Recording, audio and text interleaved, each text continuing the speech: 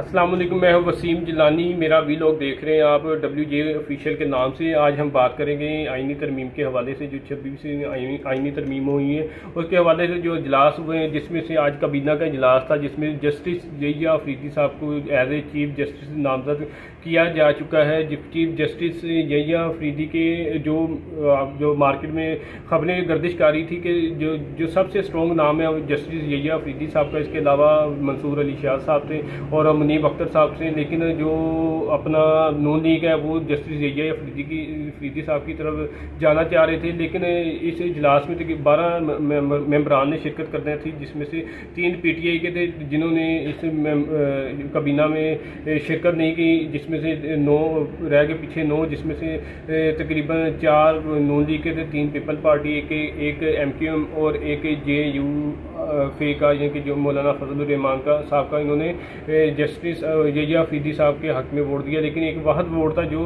मंसूर अली शाह साहब के हक़ में पड़ा। लेकिन इसके बाद बात करें पीपल पार्टी का चाहती थी कि मंसूर अली शाह साहब आएँ, और मौलाना फजल रहमान साहब चाहते थे कि मंसूर अली शाह साहब आएँ। और सियासी हल्कों में ये बात चल रही थी कि जो उनके करीबी रुफ़का हैं नून लीग के, कि आप इस हद तक ना जाएं। जो मंसूर अली शाह साहब हैं वो काफ़ी अच्छे बंदे हैं, ना वो इस सीट के हकदार हैं, वो बेहतर फैसला करेंगे हर हवाले से। लेकिन जो नून लीग है वो काफ़ी डरी हुई थी मंसूर अली शाह साहब के हवाले से, इसलिए ये 26वीं आइनी तरमीम का जो सारे मसले मसाइल हैं वो जल्दी कवर करके गज़ेटेड नोटिफिकेशन उसका जहिया अफरीदी साहब का करवा दिए। अगर जहिया अफरीदी साहब इनकार कर देते हैं फिर तो ऑब्वियसली मंसूर अली शाह साहब ही आएंगे। जो अब ये देखा जाएगा मज़ीद के जहिया अफरीदी साहब का फ़ैसला क्या होता है। बकाया में हम जो भी मसले मसाइल हुए हैं, जो भी बहस हुई है, या स्पीकर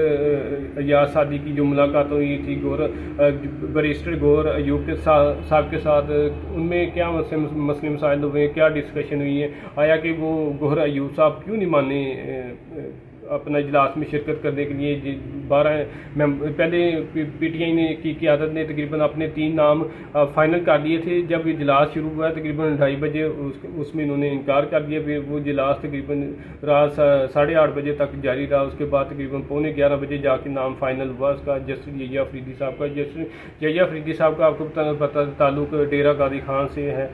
उनकी पैदाइश हुई थी तकरीबन 1990 में। इन्होंने 1990 में इन्होंने वकालत का आगाज़ किया है। वकालत का आगाज़ करने के बाद इन्होंने गवर्नमेंट कॉलेज से भी तालीम हासिल की, कैम्ब्रिज यूनिवर्सिटी से इन्होंने LLM किया है। मंसूर अली शाह साहब के हवाले से आपको पता है उनके जो मामला था वो बेहतर नहीं चल रही। आपको पता है मखसूस नशिस्तों का मसला हो तो मंसूर अली शाह साहब ने भी उस हवाले से मुखालफत, नून लीग के मुखालफत फैसला दिया था। इससे पहले काफ़ी टाइम पहले तकरीबन 2012-13 की बात है, इससे पहले की बात है, जब मरियम नवाज़ के ख़िलाफ़ इन्होंने फैसला दिया था कि किसी टास्क फोर्स का इनको इंचार्ज नामजद किया गया था, लेकिन उसके जो आर्डर थे उनको कैंसिल किया गया था।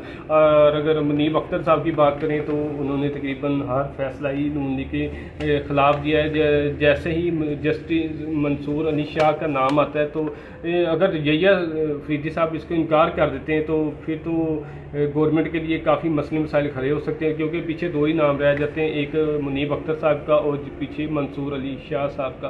मंसूर अली शाह साहब का आपको पता है जो 2 मसले मसाइल उनके खड़े हुए, जिसमें इमरान खान साहब ने भी मंसूर अली शाह साहब के बारे में कहा था कि इनकी गवर्नमेंट आने दें, फिर हम इसके ख़िलाफ़ जाएंगे, यानी कि तकरीबन गवर्नमेंट टूट जाएगी। इसके अलावा और मंसूर अली शाह साहब ने कुछ ऐसे अल्फाज बोले थे जिसकी वजह से काफ़ी बेचैनी पाई गई थी नून लीग के हलकों में। लेकिन अगर जो इंतखाब हुआ है जहिया अफरीदी साहब का, इसमें अगर बात करें कि तकरीबन टोटल 12 लोग शामिल होते हैं काबीना में, जिसमें से 3 तो PTI के थे, उन्होंने शिरकत से इनकार कर दिया। पार्टी का जो 15 था वो मंसूर अली शाह साहब की तरफ था, और JUIF का जो मौलाना फजल रहमान का साहब का था वो भी 15 तकरीबन मंसूर अली शाह साहब की तरफ था। तो बिल आखिर नून लीग ने चाह के जहिया अफरीदी साहब आए, जया अफरीदी का सुनने में आ रहा है कि ये काफ़ी अनप्रिडिक्टेबल है, यानी कि इनका कोई आप उसका आइडिया लगा सकते हैं कि इन्होंने किसके खिलाफ जाने हैं, यानी कि कानून को मद्देनजर रखते हुए ये फैसला करते हैं। ये अनप्रिडिक्टेबल इसलिए इनको कहा जाता है। अगर बात करें हम जो आइनी बेंच में तकरीबन 13 अफराद शामिल हैं, जिसमें से 2 हुकूमती MNA हैं, 2 अपोजिशन के हैं, एक अटारनी जनरल है, एक लॉ मिनिस्टर है, एक बार कौंसिल का मेंबर है, एक माइनॉरिटी या खवातीन से होगा जो स्पीकर नॉमिनेट करेगा। इसके अलावा दिगर जजेस शामिल हैं और चीफ जस्टिस साहब खुद इसकी निगरानी करेंगे। मकसूद नशिस्तों को 8 जजेस को लीड कर रहे थे मंसूर अली शाह साहब, इसलिए वो मेन जो उनका मसला आ रहा था कि ये नून लीग के ख़िलाफ़ जा सकते हैं, जो 8 जजेस को लीड कर रहे थे मखसूस नशिस्तों के हवाले से। इसके अलावा बात करेंगे हम PTI के हवाले से। PTI जो अजीमीन गंडापुर की तरफ से ऐलान किए गए कि हम मुल्क गिर हड़ताल करेंगे अपने लीडर को आज़ाद करवाने के लिए।